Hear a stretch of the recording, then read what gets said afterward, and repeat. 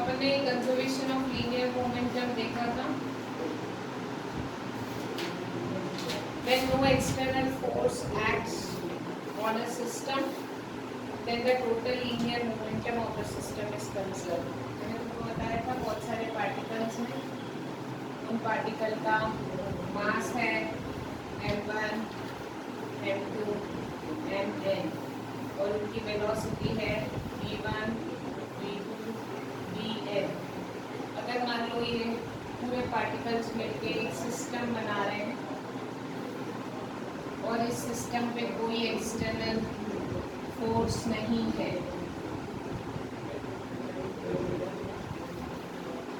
तो इस सिस्टम का लीनियर मोमेंटम कंजर्व रहता है।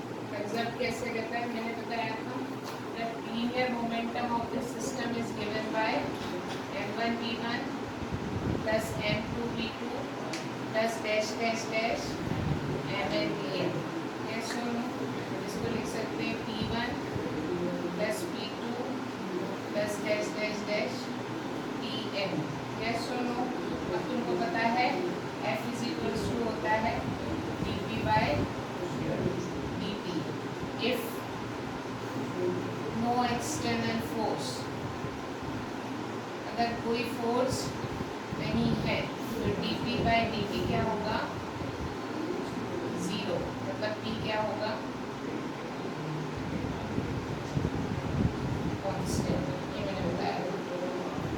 In the absence of any external force, the linear momentum of the system is conserved। मतलब इन सब का समीशन अगर 10 है तो 10 ही आएगा। हो सकता है ये आपस में मास को के नहीं बदलेंगे।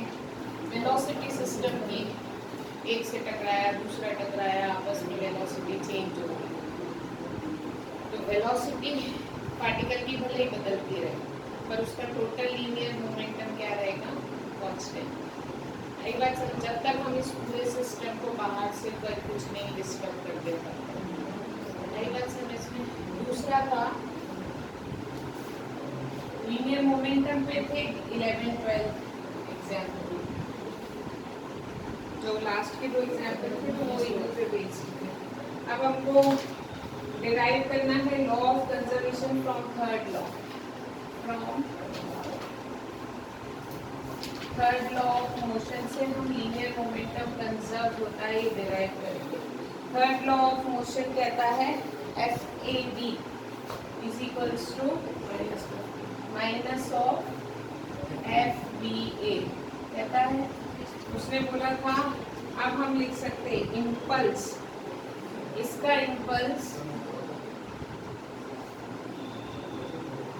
Impulse of force FAB is given by FAB into del T। yes or no? Force into time. उसी तरीके से इम्पल्स इसको हम लिख सकते हैं फोर्स into टाइम। हाँ, इम्पल्स को हम क्या भी लिख सकते हैं? Change in. बेसिकली ये हो क्या रहा है? हो ये रहा है कि एक बॉल A थी वो u1 वेलोसिटी से चल रही थी, एक b थी वो u2 वेलोसिटी से चल रही थी। u1 is greater than u2 तो a जाके b से टकरा जाएगा। यस और नो? a जाके जब b से टकराएगा तो ये जो है दिस इज बिफोर कॉलिजन, फिर ये जाके कोलाइड हो गए, a और b आपस में टकरा गए। Force on A because of B इस डायरेक्शन में, force on B because of A इस डायरेक्शन में। ये जितनी देर के लिए टकराए थे वो ड्यूरेशन था डेल T। इसका मास था m1, इसका मास था m2। आफ्टर कॉलिजन A की वेलोसिटी बदल गई, वो कुछ तो भी वेलोसिटी v1 से चलने लग गया और B की भी वेलोसिटी बदल गई और वो कुछ वेलोसिटी v2 से चलने लगे। आई बात समझ में? हो ही रहा है। तो उन्होंने बोला था न्यूटन थर्ड लॉ से ऐसा होता है, इम्पल्स ऑफ फोर्स होगा force on A because of B कितनी देर के लिए लग रहा है एंड चेंज इन मोमेंटम। तो चेंज इन मोमेंटम पहले इसकी final momentum minus initial momentum. एक ए में यही हुआ था, ए का मोमेंटम इतना ही बदलेगा, फाइनल माइनस इनिशियल। ठीक है, उसी तरीके से आज मास प्लस लगा के कैसे बैठे? आसपास किसी को कोरोना हो गया क्या? नहीं, ऐसा नहीं, अचानक आज जागे, अच्छी बात है। M2V2 माइनस M2, आई बात समझ में क्या हो रहा है? M2U2। अब उन्होंने बोला है but from equation 1 we can write it as a FAB into del T is equals to minus of FBA into del T। इसमें दोनों तरफ del T से मल्टीप्लाई कर दिया। अगर ऐसा कर दिया तो इसको लिख सकते हैं ये M1 V1 minus M1 U1 is equals to minus of M2 V2 minus of into del T। del T से del T वैसे भी del T नहीं था, चेंज इन मोमेंटम। आई बात समझ में? ये थिंग में तो हम लिख सकते हैं M1 V1 plus M2 V2 is equals to M1 U1, मतलब इससे क्या समझ में आता है? This is momentum before collision, yes or no? And this is momentum after collision।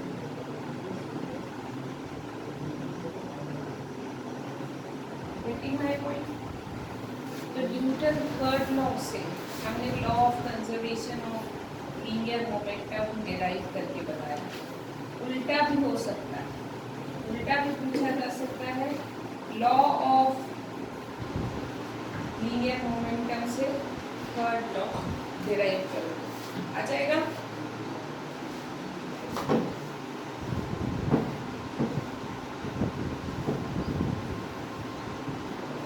अब है तुम्हारा derive Newton third law of motion from law of conservation of momentum. Law of conservation of momentum कहता है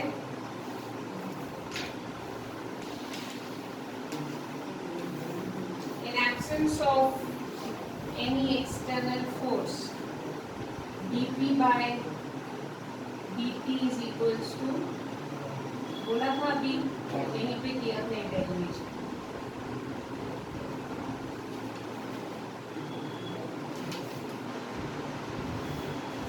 yes और no? ठीक है, अभी मैंने बोला था मान लो दो बॉडी है M1 M2, कोई सेम।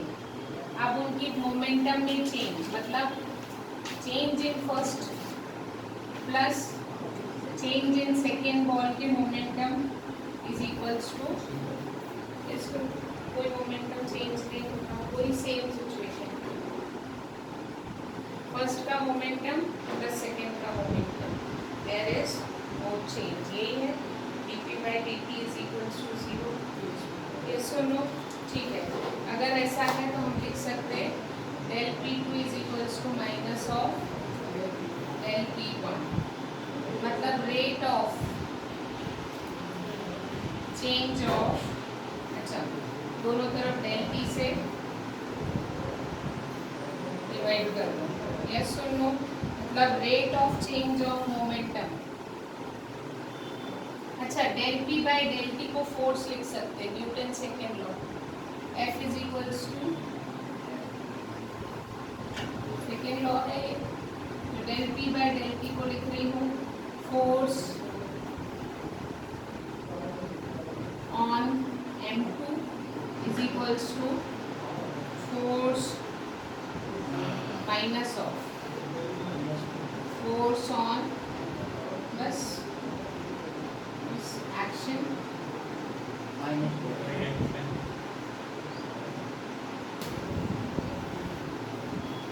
अब एक बात समझ में, अब बेसिकली हमको ना ये तो समझ में आ गया कि किसी भी सिस्टम का लीनियर मोमेंटम बिना किसी एक्सटर्नल फोर्स के कंजर्व रहता है। इसके एप्लीकेशंस कहाँ है, कहाँ हमको ये देखने मिलता है।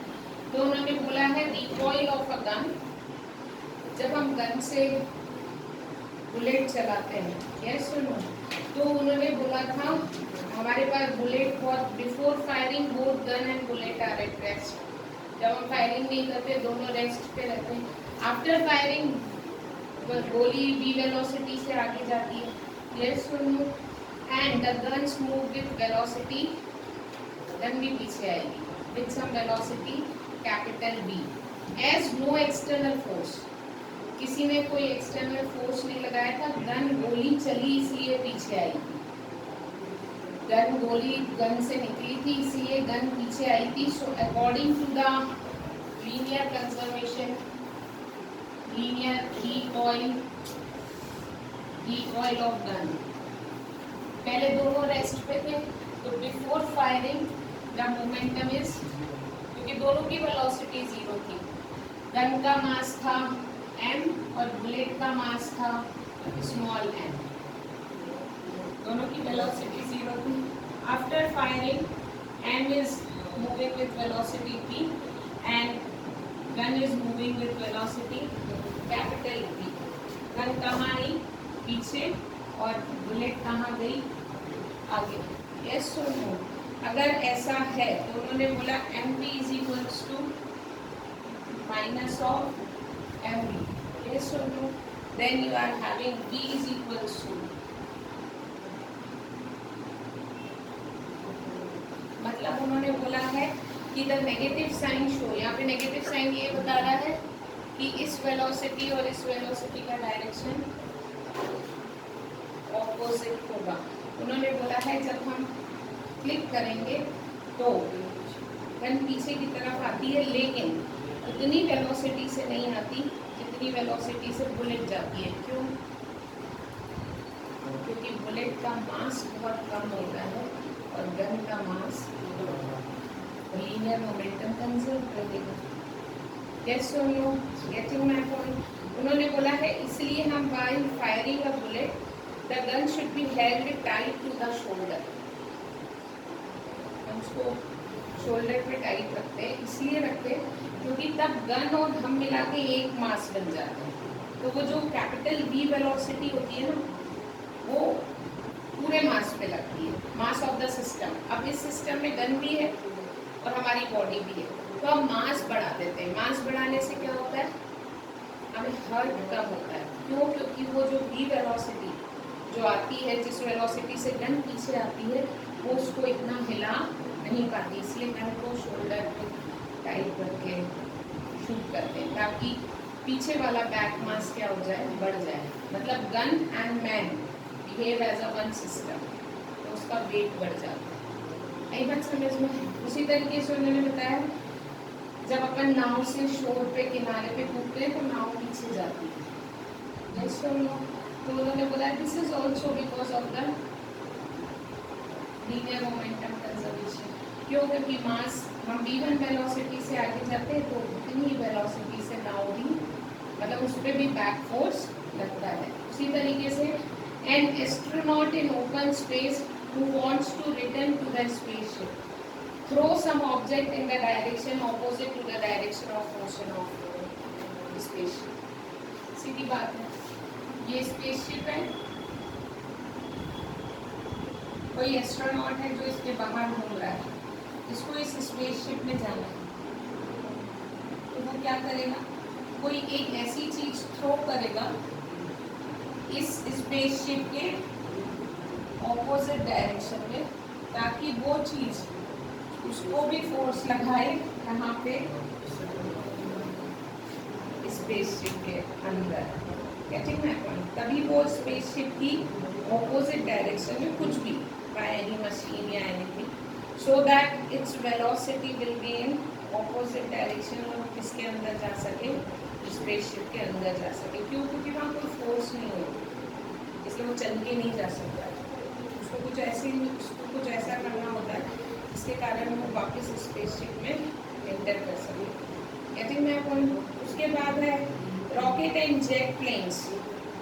रॉकेट एंड जेट प्लेन, जब रॉकेट छूटता है ना तो नीचे फ्यूल गैस एग्जॉस्ट होती है विद सम वेलोसिटी, तब वो रॉकेट उसके अगेंस्ट सम वेलोसिटी से ऊपर जाता है। जब उतने मास की गैस नीचे बर्नट आउट होती है विद सम वेलोसिटी, तब वो रॉकेट ऊपर की तरफ छूटता है। ये भी हमको पढ़ना भी है, rocket propulsion. Getting my point? उसी तरीके से एक और एग्जांपल है एक्सप्लोजन ऑफ बम। पढ़ ले मेरे साथ। एग्जांपल है लीनियर कंजर्वेशन मोमेंटम के, कैसे क्या होता है। अब उन्होंने बताया है एग्जाम्पल ऑफ रॉकेट प्रोपल्शन, जो अभी मैं समझा रही हूँ ना कि नीचे फ्यूल एग्जॉस्ट होगा और रॉकेट ऊपर जाएगा, उसका डेरिवेशन है। This you called as application of linear momentum. तुम्हारे सिलेबस में टॉपिक दिया हुआ है application of linear momentum. Rocket propulsion उसी एप्लीकेशन में आता है। सिलेबस देखा था क्या? बीच में से टॉपिक काटने में समझ नहीं आ रहे। उर्दू वाले भी यही बोल रहे कि सब पढ़ना पड़ेगा। पागल बना रहे हैं। 11th में क्या कोर्स में 11th में सब पढ़ना पड़ेगा। Rocket propulsion. रॉकेट प्रोपल्शन मतलब कैसे एक रॉकेट को अपन ऊपर की तरफ छोड़ते हैं। तो सिंपल सी बात है, एक रॉकेट है, उसका मास है m, इनिशियल मास, और वो किस वेलोसिटी से ऊपर जा रहा है, v0 वेलोसिटी से। ये दोनों उसकी इनिशियल वेलोसिटी है। अगली बार समझ ध्यान से समझ लेना, at time is equals to 0। After some time t, इसमें से कुछ फ्यूल जल जाएगा नीचे की तरफ, तो इस रॉकेट का मास कम हो जाएगा, इनिशियल मास।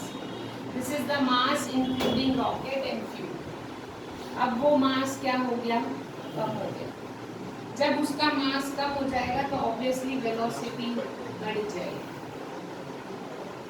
लेकिन इसके साथ नीचे की तरफ गैस निकलेगी विद सम वेलोसिटी g।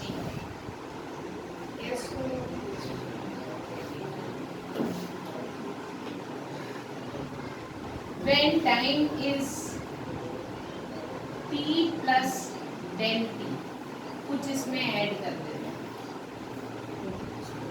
थोड़ा सा टाइम और ऐड किया तो इसकी स्पीड v प्लस dv हो जाएगी और इसका मास m माइनस vm हो जाएगा, और जो नीचे की वेलोसिटी है वो vg ही रहेगी।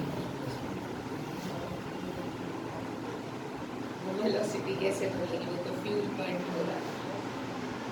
Velocity of gases that will not change, उसका मास से कोई लेना देना नहीं। आगे 3 केसेस, 3 कंडीशंस पढ़ ली। अब हम लगाएंगे using principle of linear momentum.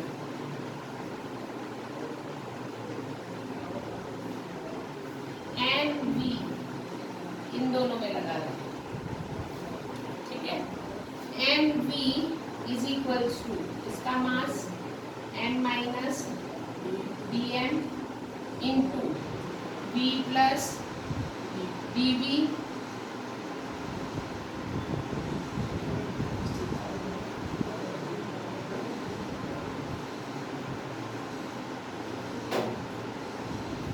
Plus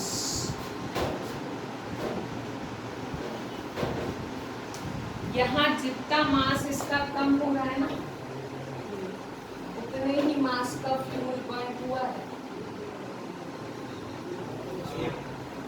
mass तो कंसर्व है ना, जितना मास का फ्यूल बर्न हुआ है उतना ही नहीं, जितना रॉकेट का मास कम हुआ है उतना ही फ्यूल बर्न हुआ है, तो इस Vg के साथ आएगा, क्योंकि ये Vg ऑपोजिट डायरेक्शन में है इसलिए ऐसा।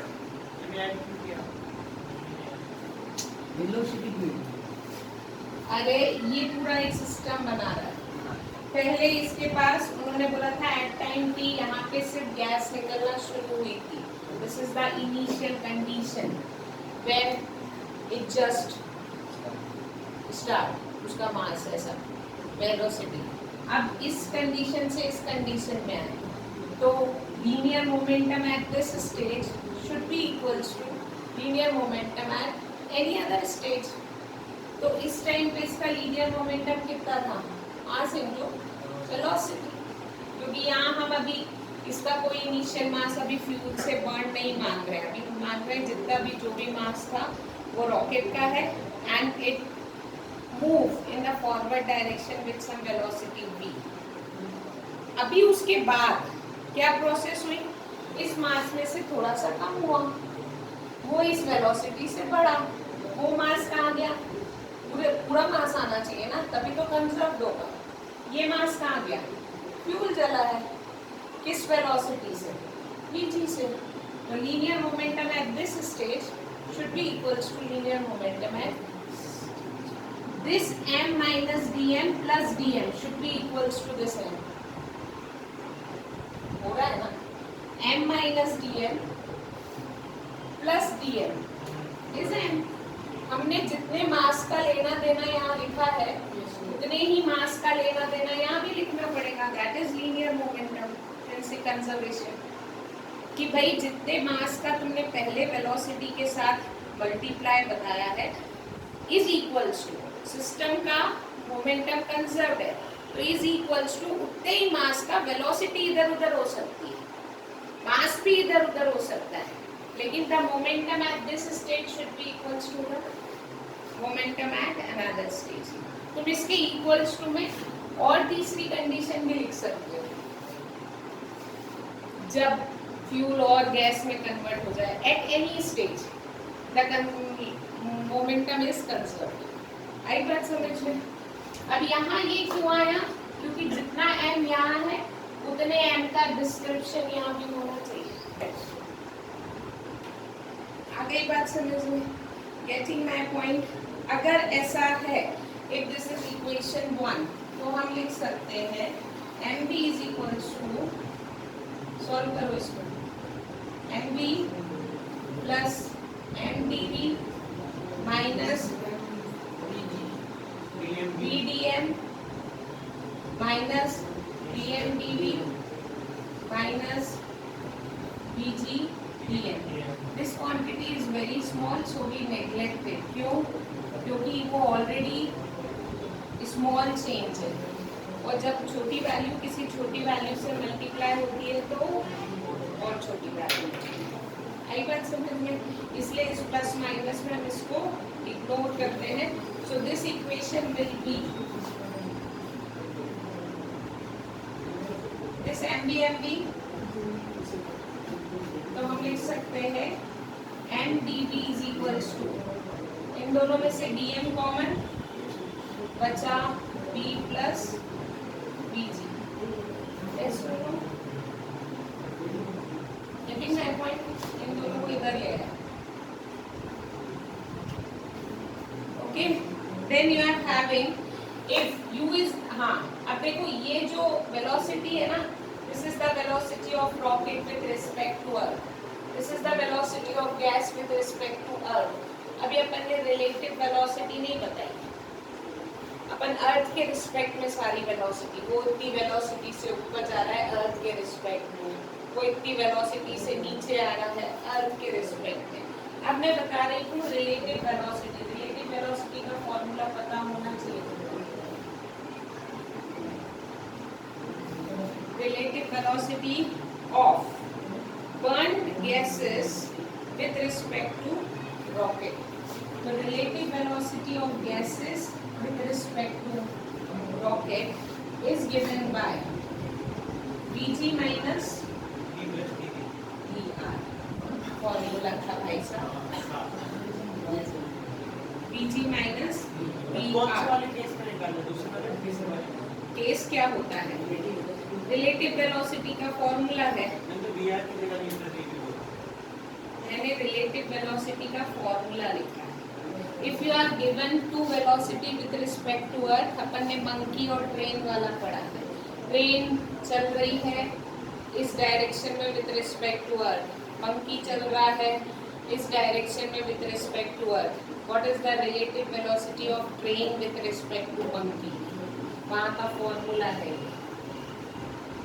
आई बात समझ में? तो that is equals to velocity of burn gases with respect to earth and this is equals to this. तो VGR क्या पढ़ोगे इसको? VGR velocity of gas with respect to velocity of rocket. Velocity of gas with respect to rocket is equals to, इसका direction ये formula है, इसमें with sign put करना है। Vg कहाँ जा रहा है? नीचे। Vr कहाँ जा रहा है? ऊपर, जिसको हमने सिर्फ V नाम दिया है यहाँ पे। ठीक है, तो ये हमारा हो गया आगे पार्ट, पीछे सब part is equals to VGR। Yes और नो? ठीक है, अब मेरे को करना क्या है, मुझे V प्लस VG की वैल्यू निकालनी है। तो V plus VG is equals to minus VGR।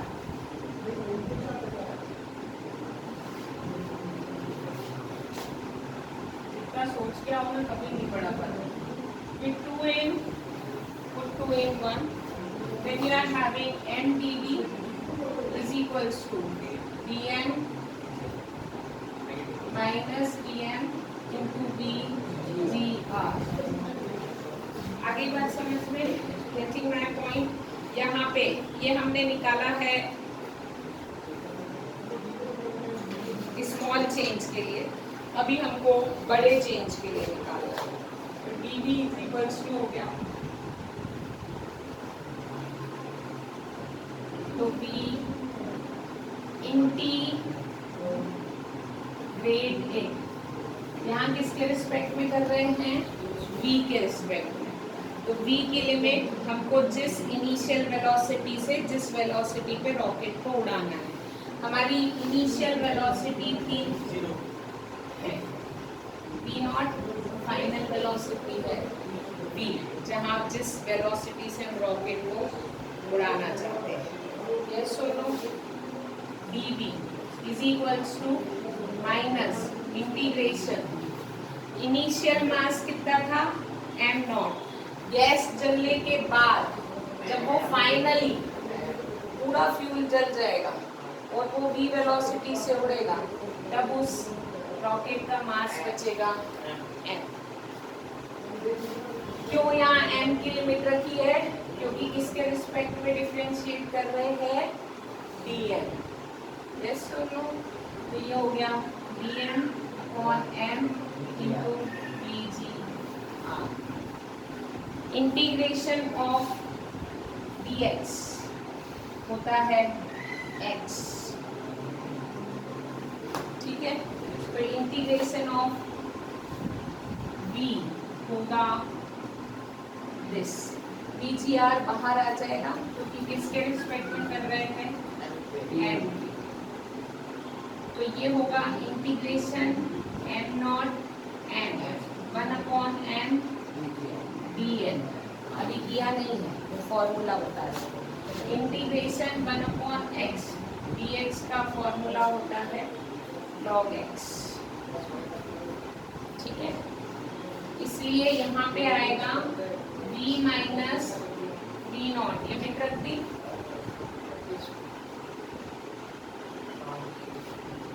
Minus VGR log m, m 0 m0। ठीक है, v minus v0 is equals to log m minus log m0। log अभी बड़ा थोड़ी है, जब जो चीज माइनस में होती है ना लॉग में, तो डिवाइड में आ जाओ, और यदि प्लस में होती है तो मल्टीप्लाई में, इसको लिखेंगे b minus B not minus B G R log m upon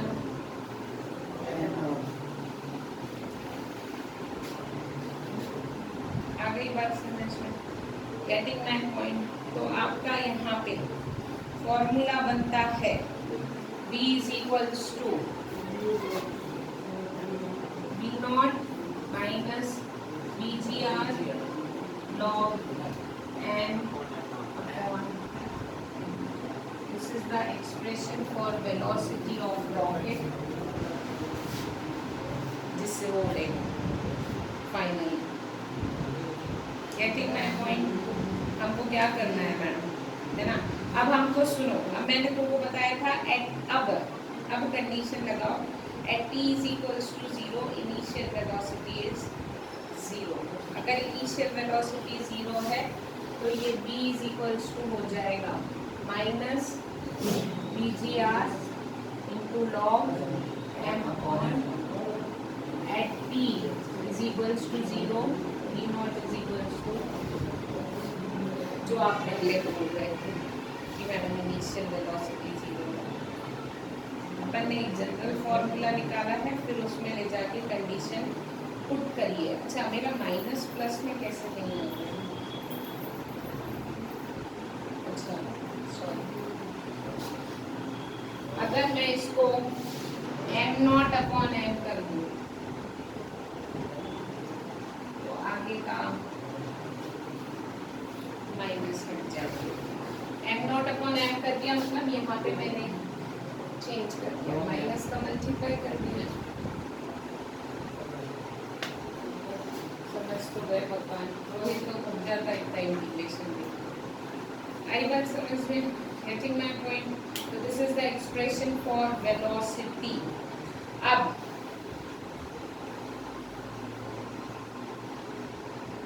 in any absence of external force, the exhaust speed, v is the exhaust speed, the exhaust speed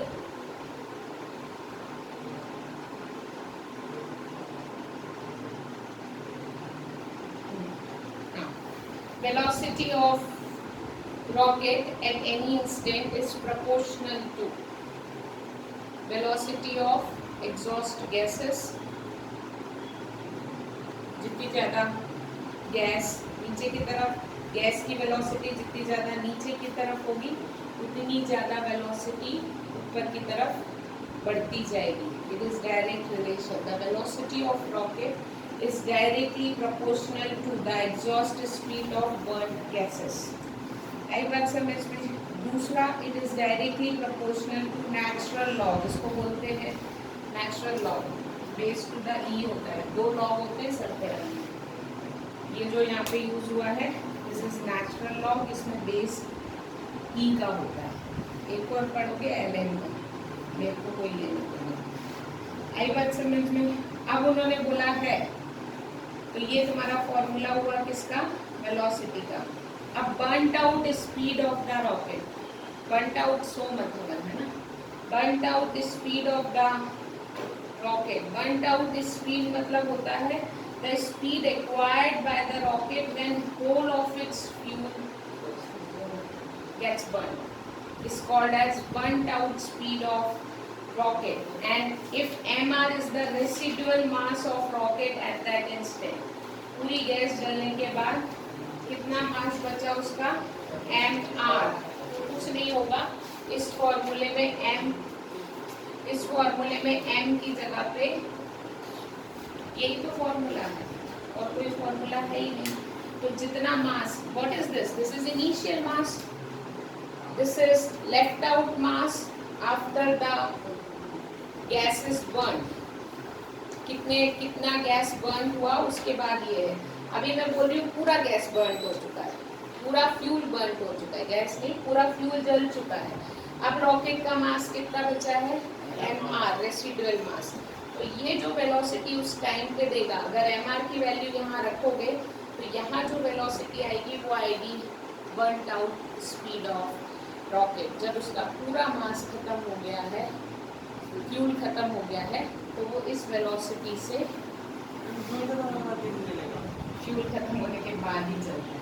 फिर वो क्या लगता है स्पेसशिप में फ्यूल कितने सालों तक स्पेस में रहते हैं, हमको सिर्फ उसको अर्थ के एटमॉस्फेयर से बाहर निकालना होता है। पढ़ेंगे चैप्टर नंबर 8 ग्रेविटेशन। आ गई बात समझ में? अब thrust on the rocket. Thrust नाम तो सुना है 9th क्लास की साइंस में, THURST। अगर मैंने खोल के दिखा दी को इसका मतलब होता है जन्नत मिलना THURST। थर्स्ट बेसिकली फोर्स का ही नाम है, मतलब थर्स्ट की भी यूनिट न्यूटन होती है। थर्स्ट फोर्स का दूसरा नाम है।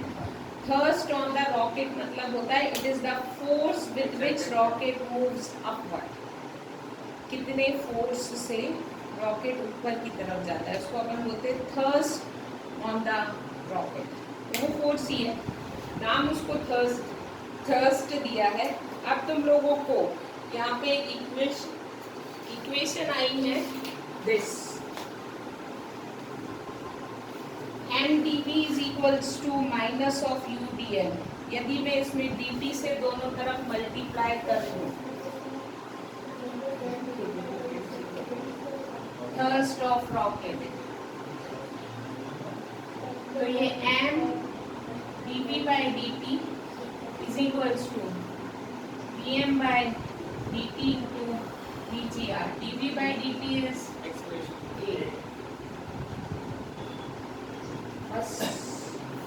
This is the force of rocket and the formula is minus dm by आगे बात समझ में? आगे का भी पढ़ाना था पर नहीं पढ़ा पाई, कोई बात नहीं। NCERT में इसका एक क्वेश्चन है रॉकेट प्रोपल्शन का, देख लेना। A rocket of initial mass इतना, eject mass at constant rate, ऐसा इतना दिया है। अरिहंत में रॉकेट प्रोपल्शन का टॉपिक नहीं है, लेकिन NCERT में है, बुक है ना आपकी NCERT, उसमें है और उस पे बेस्ड न्यूमेरिकल भी है। Getting my point? जो तुम लोगों को वो न्यूमेरिकल तो कैसे देखोगे, हम यही खोल लेते हैं, बहुत बड़ी बात है। NCERT की बुक कहाँ ढूंढेंगे मैडम? आगे तुमको इसके आगे अरिहंत में एग्जाम्पल 12 के आगे कंकरेंट फोर्सेस और लैमीज थ्योरम दे रखी है, पढ़ी तुमने पढ़ी? क्या होता है कंकरेंट फोर्सेस?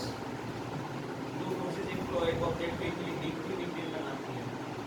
अगर एक ऑब्जेक्ट पे बहुत सारे फोर्स लगे और वो ऑब्जेक्ट कहीं मूव ना करे, उसको बोलते हैं इक्विलिब्रियम ऑफ कंकरेंट फोर्सेस। मतलब सारे फोर्सेस ने मिलके एक दूसरे को कैंसिल आउट कर दिया है और वो कहीं ऑब्जेक्ट मूव नहीं कर रहा है, तो ऐसे फोर्सेस को अपन क्या कहते हैं?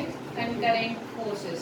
और जब हम उन फोर्सेस को अलग से ऐसा बना के पैरेलल बना के किसी पे लेके आए, तो वो किसी ट्राइंगल की या किसी क्लोज्ड पॉलीगन बनाता है। और तुमको ये मैं पहले ही बता चुकी हूँ, if the vectors are taken in the same order of a polygon then its sum is 0। तो लैमीज थ्योरम और फोर्स कल पढ़ के आना सभी, ठीक है? This is all.